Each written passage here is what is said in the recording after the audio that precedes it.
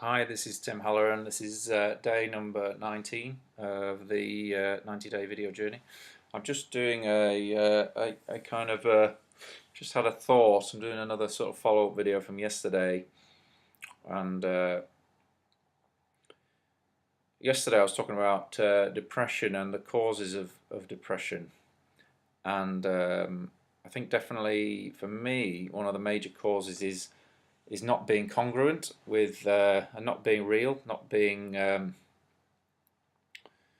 think it's about tolerating, and I think I've learned it from being a small child, and we're taught to kind of uh, be seen and not heard as children, and I think as a result of that, you do tend to learn to um, uh, hold emotion and not speak out if something bothers you, or at least I have. Um, Perhaps that's an English trait, but I definitely feel that causes me the most injury, and it's not being congruent with yourself in any given situation. And I think if you've experienced working for somebody you don't like, um, and feeling conflicted between being congruent with who you want to be and who you are, and biting your tongue to keep the peace. And I think it's the biting of your tongue, the literal biting of your tongue, actually means that you're almost punishing yourself sometimes when you're not allowed to speak your mind. And I think I fought quite a lot of battles over this, um, trying to be who I think I am or who I want to be, um, in relation to towing the line and keeping a job, in relation to getting along with people around you, um, and being able to be in an environment where you can voice how you really feel.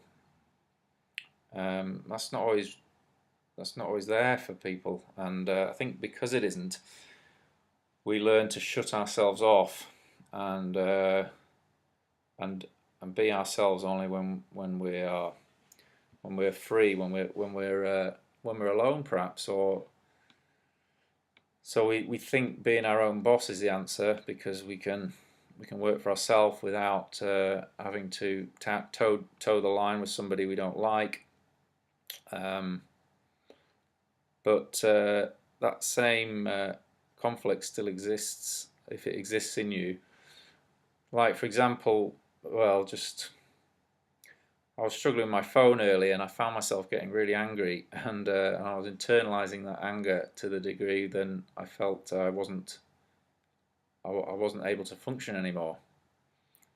And it's anger. It's a problems. It's an internal it's an internal expression, an external expression, but I'm internalizing it, and and I think this is kind of a bigger cause for depression. Really, it's how we perceive ourselves, how we interact with ourselves, and I'm not very good at expressing anger, openly expressing anger.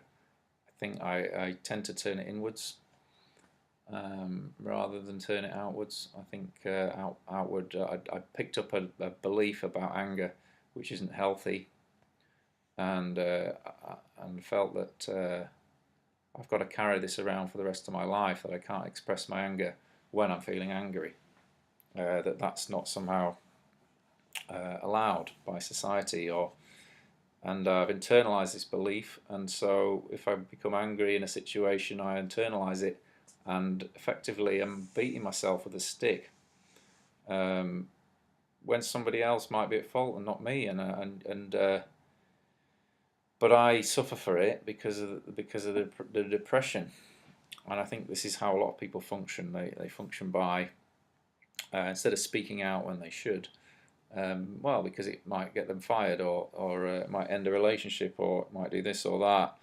they internalize a lot of that inner lot of those inner voices. Anyway, just something I wanted to share. So I'll finish. This is day 19 of the video journey. Thanks for watching, and I'll see you tomorrow.